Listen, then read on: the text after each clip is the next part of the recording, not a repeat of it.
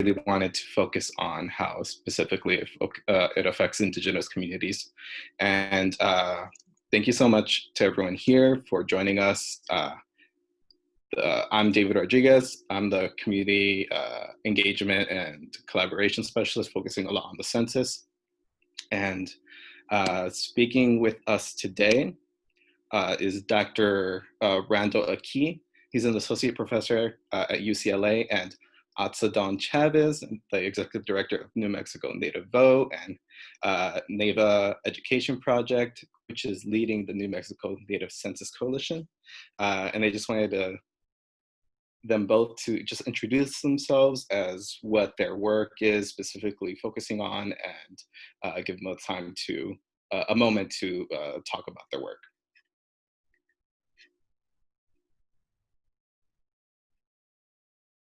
I'll just jump right in. Aloha maika ko.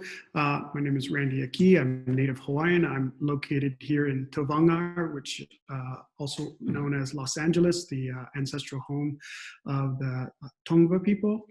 I'm an economist working at UCLA, both in public policy, but also American Indian Studies. And I've served on the Census Bureau's Advisory Council on Race and Ethnicity and Small Populations for about 6 years. And much of my research uses census data to look at American Indian, Alaska Native, Native Hawaiian, and Pacific Islander populations. Yat a she Ahtza Chavez yinishe the ninishle kis ani bashichin na kai dene the shiche kis ani the chanele go at hopa.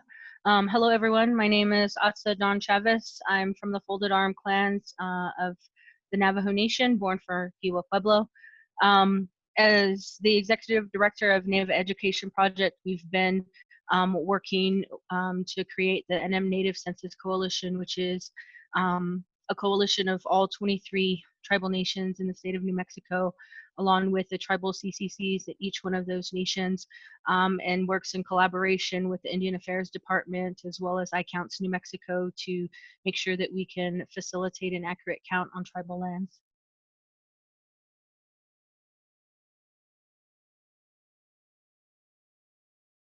Cool. Thank you so much for joining us. And great. I just wanted to check with one thing. We're going to dedicate some of the time just to go over these questions. And then right after, throughout this whole thing, everyone, like Sumi said, you could ask questions in the chat. And then we'll just kind of go over them as soon as we finish up with this. We'll spend about 15 minutes just going with the questions that we've asked. Awesome. I wanted to start, Randy, what are some of the historical problems of reaching and hearing from Indigenous communities to respond to the decennial census and the Census Bureau in general? As I mentioned before, I've served on this advisory committee, and Indigenous peoples are one of the groups that are historically undercounted, hard to reach populations for a variety of reasons: language issues, sort of differences in how the census is presented, information, the rural nature of some communities, not all, as Ahtza reminded us previously. A large proportion of natives, indigenous peoples live in urban settings, but still a significant portion live in hard to reach communities. So therefore the lack of access and ability to respond. In a different situation, some communities also refuse to respond. It's part of sort of tribal sovereignty, and there's a community resistance to the collection of data. And that's not all communities, but there are some communities, as well as the historical use of census data and researchers in general in indigenous communities. The sort of animosity and sort of antagonism that has a historical setting and hopefully not contemporaneously, relationship between data collection and Indigenous communities. So there's a variety of reasons, and we sort of know that in the 2010 census there was an undercount of about 5% of Indigenous peoples, Native peoples in the U.S., and so that's sort of a perennial thing, and that was in a non-pandemic, non-recessionary, post sort of, at least the recession was sort of going era. And Ahtza, like even before this pandemic, for the 2020 census, how was the Census Bureau doing in terms of like reaching out to Indigenous communities out in New Mexico?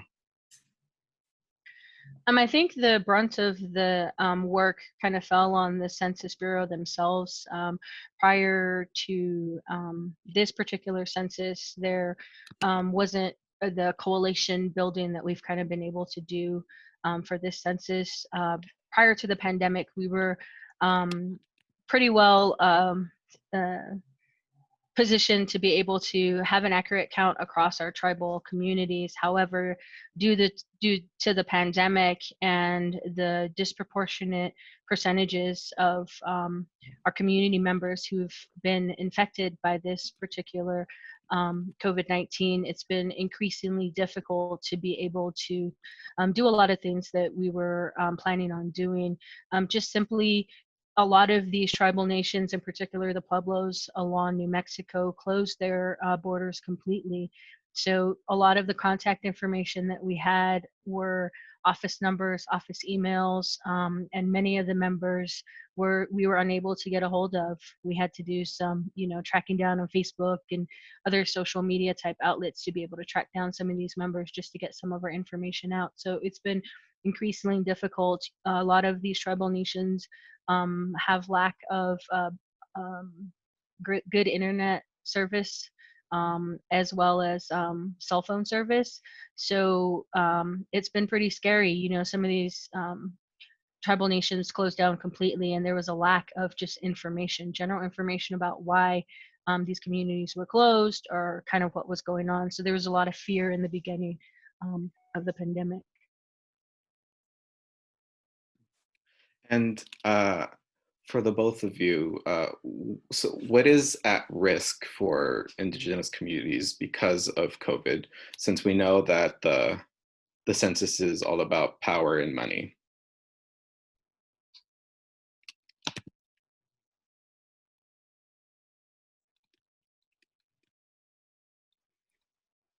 I think for us, one of the main things that we're concerned about, is the funding.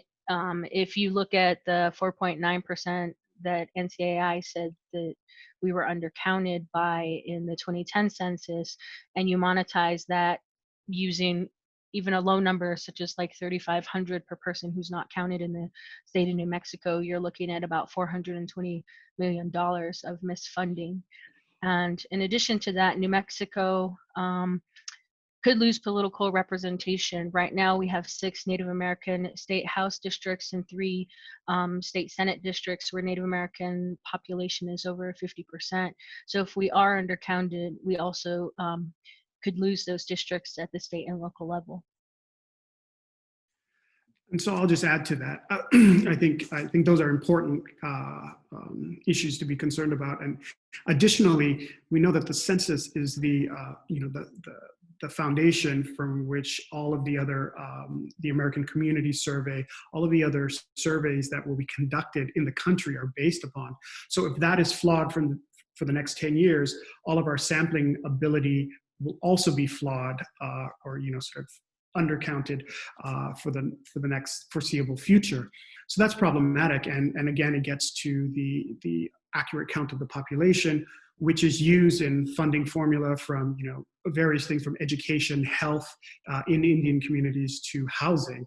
The Indian Housing Block Grant, for instance, is purely based on population size. And I'll make another sort of link there that the recent CARES Act, the $8 billion allocated specifically for American Indian tribal governments and Alaska Native villages, and potentially corporations, I believe, are based on population size. And so the allocation, the distribution, the way the 8 billion got dispersed was based specifically on data from the Indian Housing Block Grant. And again, undercounting there would mean that either certain communities that may have, that are more undercounted as we go forward in the future, in future sort of iterations of the pandemic or other sorts of disease vectors that occur, may or may not get their fair share or appropriate share. Second, again, related to this health outcome, the way we measure our population incidence rates, case rates for public health diseases are based on the census data. This is where a lot of the denominator in these communities come from. So again, if we're missing those measures at a very fundamental level, we are either going to be over representing or underrepresenting the case rates, the incidence going forward. So yeah, there's a lot of reasons why the census is incredibly important for the country as a whole, but in particular small populations like American Indians, Alaska Native, Pacific Islanders.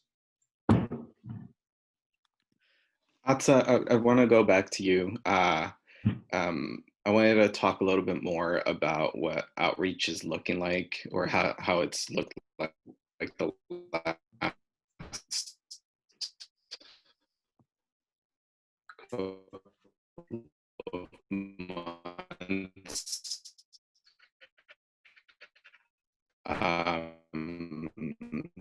And reaching and informing communities. David, I think your audio is freezing up a little bit there. I think what the question was is for Ahtza, what is the outreach and work been like reaching and informing communities sort of post-pandemic? So post-pandemic, the 22 of the 23 tribal nations in New Mexico are a part of the update leave process.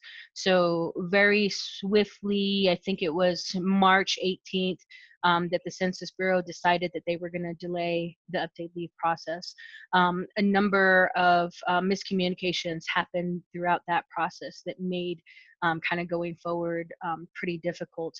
In New Mexico right now, the latest update that I have from our boots on the ground is basically we have 12 of the Pueblos and Apache nations who have finally approved the Census Bureau to be able to come onto their lands to be able to resume the update leave process. There's been a lack of communication in terms of who has been hired within these communities. It was the preference of tribal governance to have members within their communities be hired as census enumerators to be able to do this work. And we had to really, really fight to get to see who those people were. And right now we have 10 who are not approved and who are looking at potentially not being approved till July. So if that's the case, we were told that the update leave process has anywhere from 3 to 4 weeks to be completed, and any of those people who do not get enumerated within those will be a part of the second portion, which for whatever reason I can't remember exactly what is the NARFU response. So when you look at the response rates right now amongst tribal communities, you're looking about 18% statewide. Slightly lower would be the internet self-response rate. A lot of these communities lack, as I mentioned, broadband. So one of the initiatives that we have done with some of our COVID funds is to partner with SFIS and the ITDRC to bring Wi-Fi hotspots to these tribal communities. And I'm happy to report that we have about half of them completed right now. We're hoping to get all of them completed as well. So it's been pretty difficult trying to get all of these people trained to be able to facilitate what we thought we would be doing door to door, and to be able to allow them to do that digitally. So getting everyone access to all of the contact information so that we can make these requests digitally has been kind of the method that we've been taking. So it's a lot it requires a lot more coordination, and it is much more expensive than what we had initially anticipated. And when you think about the expense in New Mexico here, although we represent 11% of the population, we only got 5% of the funding for census across the state, and they neglected to add any additional money for census for our urban populations, which represent over 50% of total tribal populations in our state.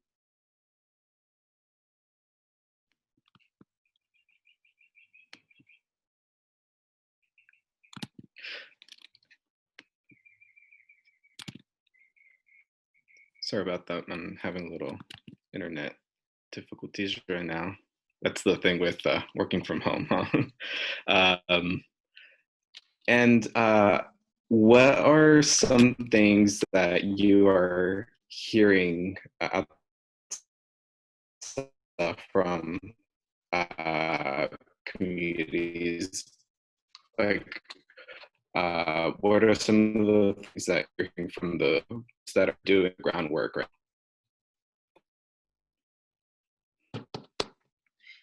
Well, there's been, a general lack of really clear coordination from the Census Bureau. We have been working really hard and have had a number of the tribal partnership specialists who've been attending our weekly meetings, which has been great. So we were able to, at the beginning of January, create these connections with our tribal CCC members and the tribal partnership specialists through the Census Bureau. But it's such a large organization that what the left hand is doing, the right hand doesn't obviously kind of know what's going on. So there have been a lot of missteps where they've been putting out media in areas that really should be meant for urban areas, and vice versa. In terms of ads, they've haven't been able to give us clear indications as to whether or not some particular communities will be counted appropriately. They've been giving us kind of percentages. Well, there's about a 50% chance that the people who responded over here without their 12-digit codes might be counted properly. And so we've been messaging across the board that although it is an inconvenience, that we do want our tribal members to retake the census once they do receive those update leave questionnaires to make sure that everyone is accurately counted. Can I ask a question about that, David? Just to really understand your point, because there wasn't the codes that people received, because they weren't sort of geolocated to like a household or something. What you're saying is that they could be counted multiple times, or they're sort of not associated with a particular geography. And is that why they're sort of moot in a sense? Is that the issue? So in March, when the Census Bureau decided to delay the update leave process, they sent out a number of mailers to about 4 of our tribal communities. And we had been messaging that once you receive that particular questionnaire with a 12-digit code, to go ahead and fill out the census. So we had a number of individuals who did just that. And then we were told that those numbers didn't coincide with the actual geographic areas. And so it was important for these tribal communities to be able to get that funding, to have that associated with the areas that they are located in. And so they couldn't confirm for us whether or not those numbers would be able to be put together somehow at the end of the process. And because we were aware of the fact that they may be rushing this, if at the US level, if they're not able to extend those requirements for reporting of these census numbers, we were never given an outright answer until very recently. So we had months where we were uncertain as to whether or not those numbers in those communities would be accurate. We saw a little bit of upticks in terms of the response, but not at the level that we were hearing from people on the ground saying, 100 people have replied, and we might see like an uptick of maybe 10 in the area.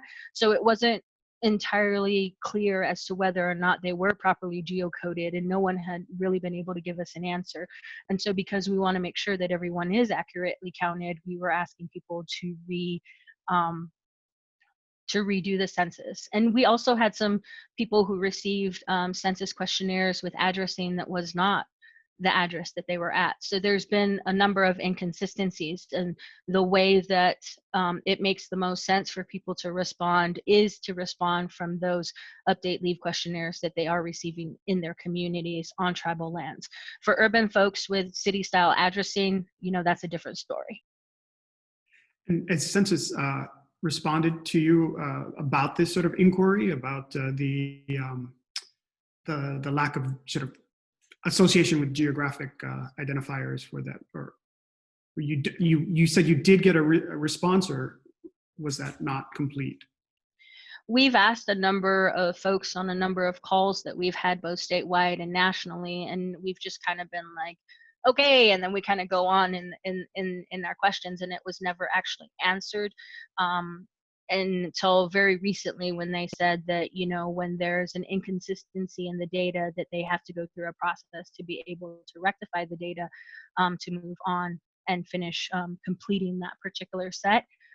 But, you know, they were giving us percentages on whether or not that would be complete, and that's just insufficient for us. Thanks. This is a question that somebody asked before the talk. They're asking, COVID-19 made it impossible to visit many. Hey, David, your audio. This is usually counts in person, since tribal government relationships with U.S. could tribal. Is it cutting out? It is. Let me just, so you guys can hear me better. The question was, this was submitted to us prior to, but it's COVID-19 has made it impossible to visit many remote Alaska villages that the census usually counts in person. Since tribes have government-to-government relationships with the U.S., could tribal governments enumerate tribal citizens and provide that information to the Bureau? And if not, why?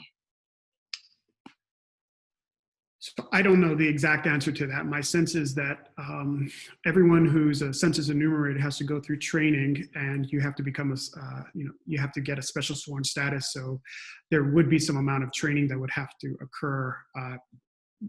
No, you can't just take data in, and you have to be sort of affiliated with the Census Bureau. So my assumption is that there would be some amount of training or yeah, something at the front end that would have to occur regardless, if it's conducted by a tribal government employee already, whether Alaska Native Village or otherwise. But maybe Ahtza, you have some thoughts?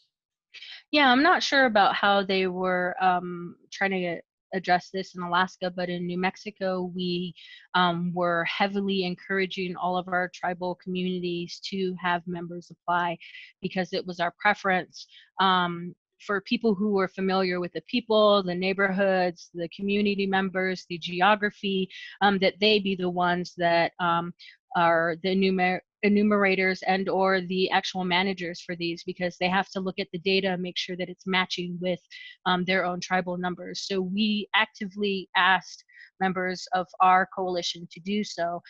You know, and I know in February there was a link on there that said there was no jobs available, and then because they have to have that fingerprinting in the background and the training, because some of our members were prohibited from leaving tribal areas, that also did put a little bit of a damper in terms of the numbers that were being hired.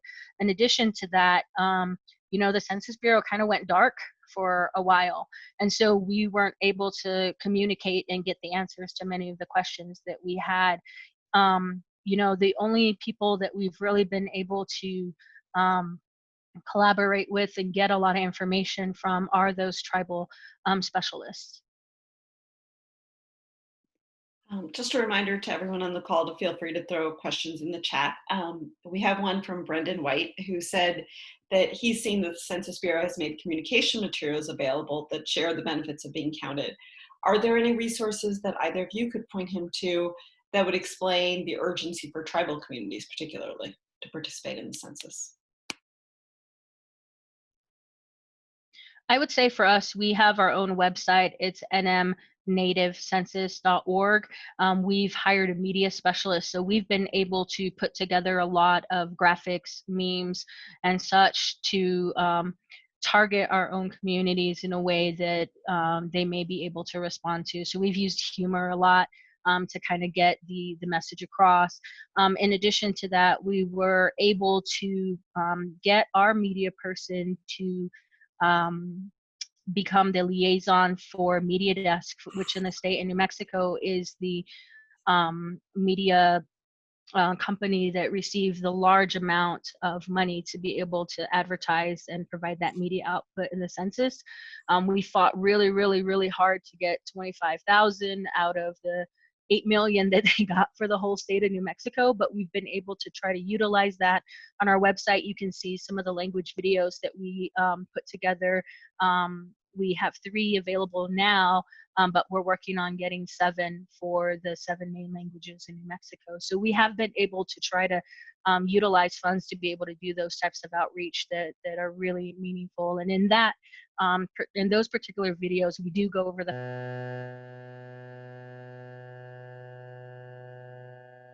a lot of confusion, that there's been a lot of confusion, and that you may have the need to go ahead and redo the census even if you've done it already.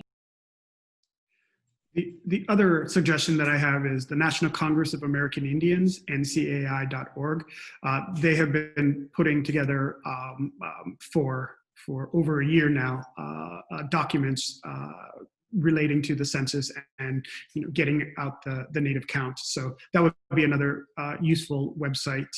They are the largest consortium of tribal leaders, and they're located in Washington, D.C., and they're advocates on behalf of all tribal nations, both the 48 states, inclusive of the 48 states and the Alaska Native villages there as well. So they have a bunch of documentation there on sort of the reasons why the census are filling out the census is incredibly important.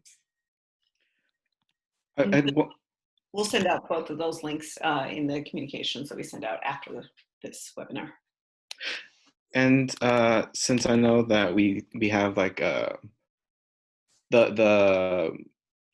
whole thing with Seeing 2020 is really trying to help local newsrooms and journalists around the country report on the census in their own communities.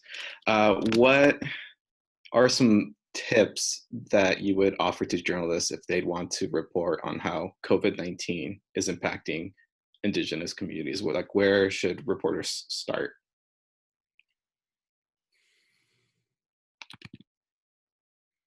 I would say if you're looking in the state of New Mexico, that you need to be aware of some of the proper protocols. All of these nations here are sovereign nations, and they all differ in many ways. And so the protocol is slightly different for each one. So being aware of that is crucial. If you're looking at one of the Pueblo nations, contacting APCG, which is the All Pueblo Council of Governors, would be a good way to start. Or if you're looking on the Navajo Nation, following their protocol to be able to access these folks would be key. And just doing it in a way where you're respectful and not assuming that you'll automatically get a response or that you'll automatically get audience with the people that you're looking to be able to speak to. Yeah, I think that's a really important point, that these tribal nations are nations, and they differ from one another. So no matter where you are looking at in the country, they would have different protocols and different methods to contact them. And the other really big important component that is separate from this in some sense are the urban populations of American Indians, Alaska Natives. Some of the big population centers are New York City, Los Angeles, Phoenix, Minneapolis, for instance. And so there are huge populations there. And sometimes there are urban Indian centers. Sometimes there are community organizations, health clinics, health associations that actually are sort of the on-the-ground community entities that you might want to contact, because they are sort of have their fingers on the pulse, more so, probably more so than the tribal governments. Not always, because some tribal governments have connections to their urban populations, but again, there might be other more sort of within that urban center ways of getting at these populations, and they differ for historical, all kinds of reasons. Some have been there for multiple generations. Some are newly relocated, migrated there just themselves. There's multiple stories there, and so there's a lot of variation across, obviously, for the on reservation, in village, on homelands versus urban setting, and the stories are interesting. They're all interesting, and they differ significantly. And so I think you can't approach it as a one-size-fits-all when trying to engage these populations. That's sort of the real takeaway. Yeah. Yeah, I would say in Albuquerque, we have over 400 tribes represented. We're 7th in the nation with the highest population of Native Americans. We make up about 6% of the population, and actually about 44% of the homeless population. So that's also why we're heavily invested in making sure that our homeless relatives get counted as well. So in Albuquerque, you could reach out to, like, say, the Native Leaders Collective. That's a group of, I believe, 18, maybe 21 Native-led and serving NGOs. Randall, I'd love to ask you, we were talking about this a little bit yesterday when we were prepping, but you were talking about differential privacy, which I know a number of the reporters on this call might be familiar with, but it's not the easiest concept to grasp. But you were also saying how that has an even more, that can be even more impactful for smaller populations such as Native or Indigenous communities. Can you tell us a little bit more about that?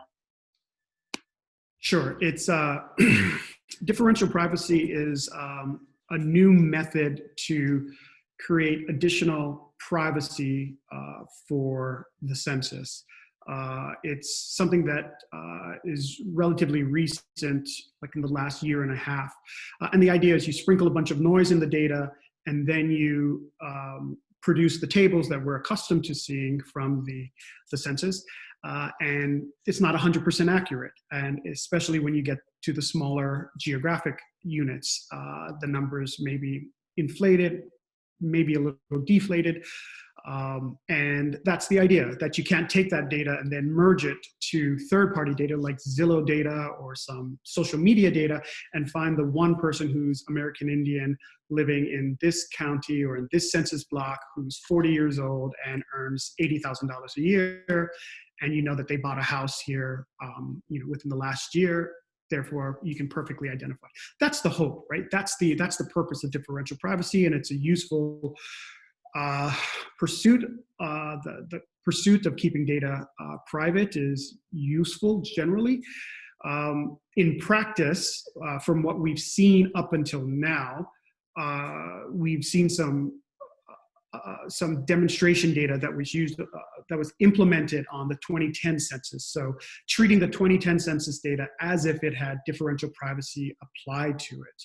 And a number of us were allowed, well, it's public use now, and a number of us conducted analyses using that data and looking at, well, let's look at what the 2010 numbers were, and let's look at what they would be under differential privacy. And what we found for American Indian, Alaska Native geographic tribal reservations is that there was a severe undercounting.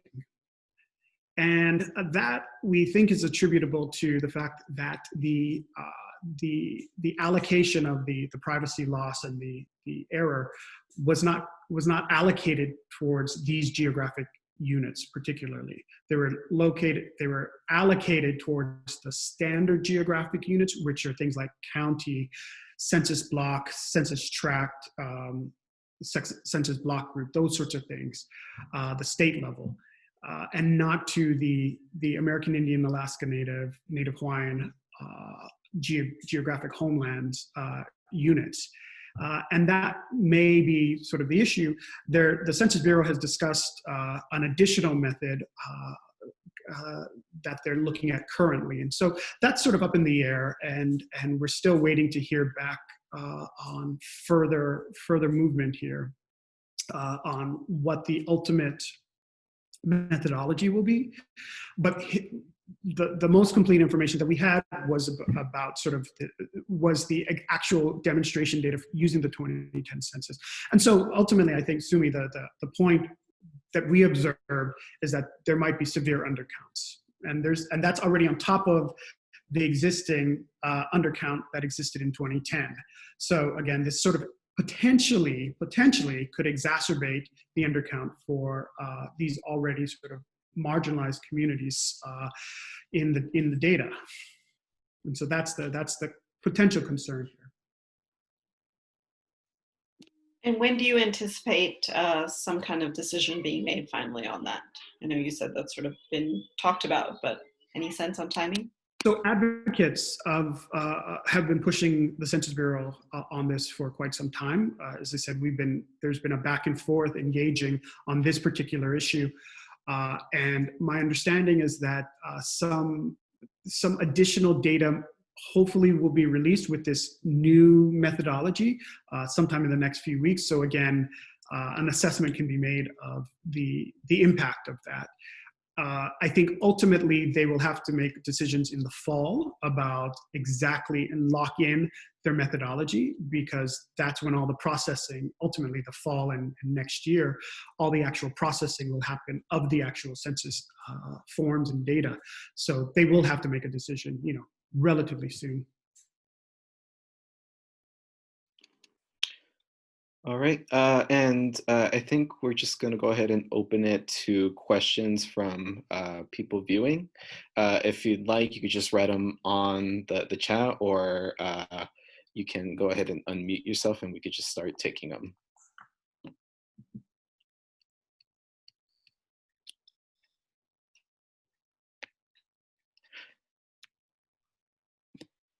Let me seed a question and see if that helps spur some conversation. But Randy and Ahtza, since you guys are sort of experts in this space, what is the story that you wish, we're being told that isn't being told right now?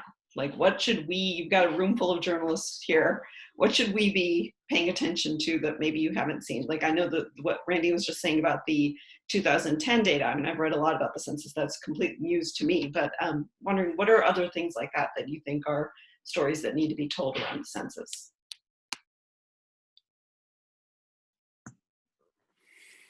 So I'll jump in real quick. I mean, I think, especially in collaboration or in relation to the pandemic, some of the most marginalized communities, the most at-risk communities in terms of, sort of adverse conditions may also be the ones that have the hardest or the least opportunity to fill out the census or fill it out completely or have full enumeration. And that's just going to compound issues for communities. And that just speaks to the where we are as a country, sort of inequality in general, and the lack of, it speaks to a broader overall story of inequality in the US. Again, I think Ahtza pointed out, the lack of access to broadband is incredibly important, especially as one of the innovations that Census 2020 is about sort of being able to fill out your census data online. And it really is a great innovation. It'll save on costs, save on, sort of computation and all of that. But again, that's the definition of inequality. Some communities and some households have access to this, a bunch don't. And it turns out the ones that don't are also the ones that are harder to count and harder to reach. And again, we will know less about them. Not necessarily, I mean, the census has accounted for, anticipates that, but I'm just saying that if those communities aren't able to respond, it sort of will further exacerbate the lack of information, the lack of data, the lack of accountability for these populations. So yeah, it really matters. And I think that's the story that's, keeps me up at night and keeps me sort of, really concerned that we're counting everybody in the AIA and NHPI, but just in general, right? All populations in the US, rural communities, small communities, even small subgroups of some of our bigger groups like Asians, Southeast Asians, or are a small group, and without counting them, we don't know what's going on in those communities as well. So it's particular to this. There are some particularities to the AIAN population, but these issues are broader based than just that. I would say that COVID-19 has highlighted just decades of inequality in policy, funding, infrastructure, and healthcare. And, we've been hearing whispers that this may be the last time that they actually really fund the census and really have enumerators on the ground. And so for us, it's about, capacity building within tribal employees and Native organizations, and having that investment in our youth and tribal communities, taking the onus on ourselves to make sure that we fulfill the duties, and taking these gains that might translate to longer term plans for civic engagement. We're using get out the vote type methods for getting out the count right now, and teaching building those capacities within our tribes. And so it's about being strategic in how we rebuild these existing structures. We have the ability right now to invest in creating new methods to further tribal sovereignty, whether that's with CARES Act funding or additional funding, and to really give ourselves the power to make decisions that are based on our own vision of the future. And so it's about taking on that responsibility for our communities to make sure that we are all accurately counted. I know it's not necessarily our job, and that's the job of the Census Bureau, but for us as an organization, we know how key and crucial that is to our overall efforts. So we want to make sure that within these communities that we start to build that capacity and the ability to do this on our own, and further the efforts for tribal and urban communities.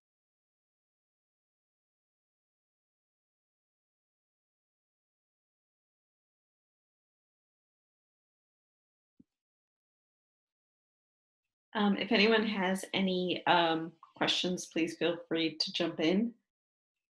One thing I will mention that I neglected to mention at the beginning of this call is we were very happy to co-host this event with the Native American Journalists Association. So really thankful for their support, and they're a great resource as well.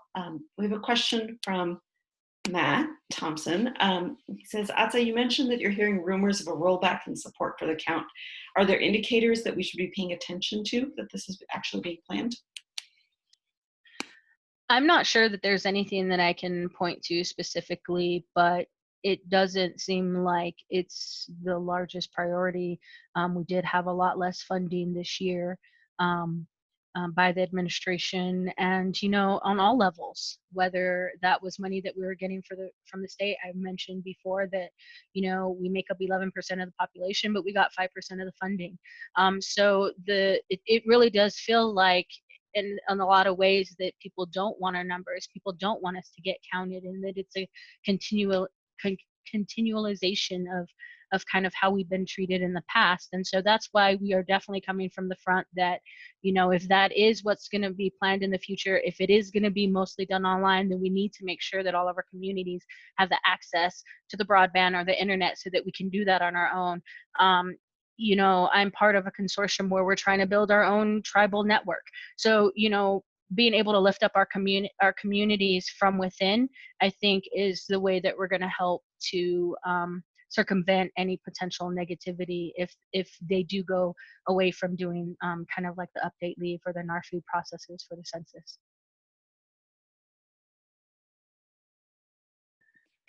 I have a follow-up question to something that you just mentioned. Hi, my name is Taki, and sorry that I joined late. I think you just mentioned that there are some people who would prefer that there not be a complete count in tribal lands. Can you just talk a little bit more about what those interests are and who those individuals or organizations are? Well, I think, overall, there's a large mistrust of the federal government based on how we've been treated in the past, and things that might be relatively easy for, let's say, a county in a municipality are incredibly hard for us to accomplish. You know, being able to get the respect for our sovereign nations, for people to say, oh, you can't just come onto our lands and try to do things without consultation from the tribe. You know, people who don't understand the protocol are people who don't even care about the protocol. There's a sense of a lack of disrespect, and it's kind of like, well, we put out this online form, that's what we're telling everybody to do, this is all the messaging that we're spending 50-75% of our money on, is putting things out in social media, putting things out there that are not easy for people who lack those the access to broadband. In a lot of these tribal nations, even cell phone service is hard to come by. And then you have COVID, where people who are not out there in the job market, who are not able to bring in the same amount of money that they have been, based on, you know, like tourism is very big in the state of New Mexico.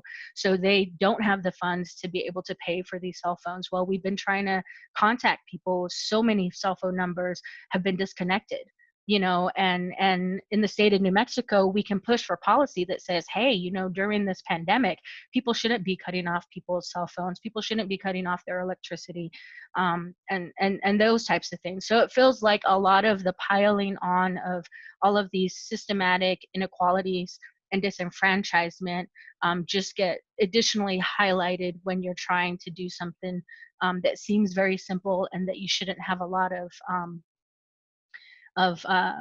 roadblocks to be able to accomplish. So, you know, it gets really heavy. It gets very hard to be able to kind of soldier on and continue. But we are pretty, a very resilient population, you know, so we will continue to try, but it does very much seem like in certain areas when we're trying to get something simply answered, where people don't give us the time of day, or they don't see us, they don't think of us when they're thinking about funding, when they're thinking about highlighting different stories. And so, you know, having those adequate and actual real representations out in the media is crucial, because then it's not someone saying, hey, this, I'm looking and peeking into your community, and this is what I see.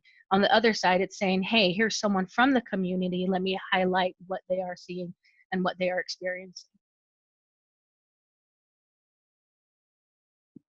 So can you tell us what are some of the concrete ways that, at least in New Mexico, you guys are reaching out to folks now that, you know, sort of in the world of COVID-19, there's no door-to-door organizing, there's no community events, there's none of these things. I know, you know, in reading, I've seen, I think it was a group in Brooklyn had put together sort of a travel mobile, and we're blaring a Yiddish jingle to get people to, you know, in that community to take the census online or to take the form.